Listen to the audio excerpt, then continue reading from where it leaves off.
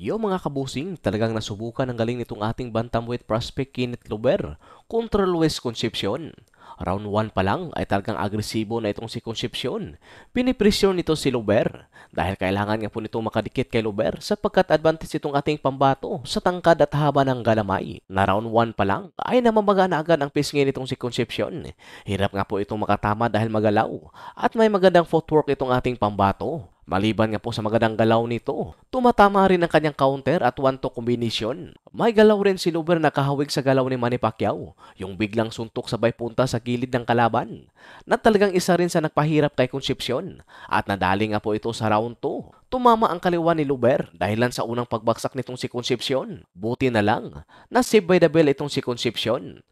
Muli namang bumagsak si Concepcion sa round 3 matapos itong makipagsabayan. Tumama ulit ang kanan ni Luber sa panga nitong dayuhan. Pero grabe, siya pa ang bumagsak pero siya ang sumusugo dito kay Luber. Makikita mo talaga ang dugong palaban. Kahit may edad na itong 39 years old, pero sumasabay pa rin ito sa batang kalaban. Wala itong paki. Kung natatamaan man, basta't kaya lang nito ang suntok, ay sugod pa rin ito ng sugod.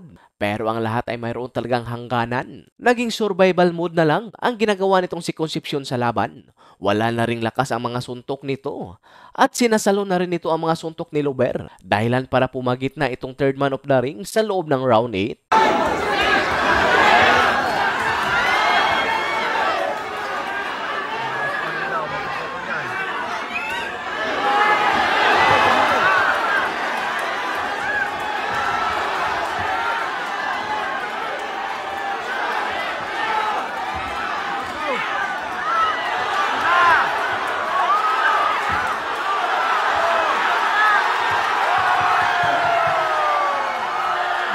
Grabe nga po, mula round 1 ay marami ng solidong suntok na inaabsorb itong si Concepcion. Pero umabot pa rin ito sa round 8, talagang fighter.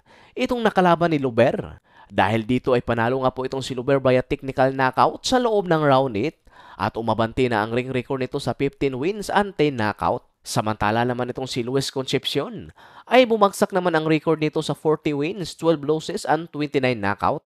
Kaya asahan po natin na maraming malalaking laban ang naghihintay nitong si Luber sa ngayon. Sa tingin nyo mga kabusing, bibigyan na kaya ito ng malaking laban ng Kamida Promotion, yung top contender sa kanyang dibisyong nilalabanan? Sa ibang banda naman, ang nooy makakalaban sana ni Naoya Inoue sa Super Bantam na si Sam Goodman. Alam naman natin na umakyat na ito sa Featherweight Division kung saan nabigyan nga po ito ng isang world title shot kontra sa WBA champion Nick Ball.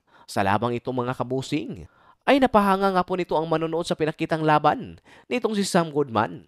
Kahit galing nga po ito sa mababang timbang, ay nakipagsabayan pa rin ito dito sa champion. Pero hindi nga po pinalat si Sam Goodman na makuha ang panalo kung saan natalo ito via unanimous decision. Pero mayroon nga pong umangal sa naging scorecard ng mga hurado.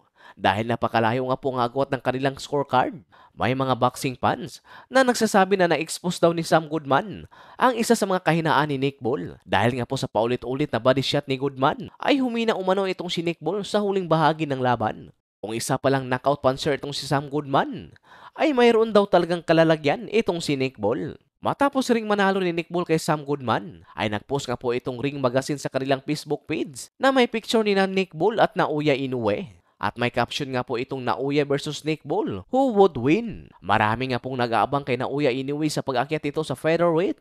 At isa na nga po itong si Nick Ball na posibleng ikasa balang araw. Sa tingin nyo mga kabusing, sino kaya kay Nick Ball at Naoya Inoue ang mananalo kung sakaling magharap ang dalawa? Sa nakita nga po natin, ay hindi napabagsak ni Nick Ball itong si Sam Goodman na galing sa Super Bantam na alam naman natin na napaka-heavy underdog nitong si Sam Goodman sa laban sana nila ni Naoya Inoue. At may nagsasabi na may kalalagyan itong si Nick Ball.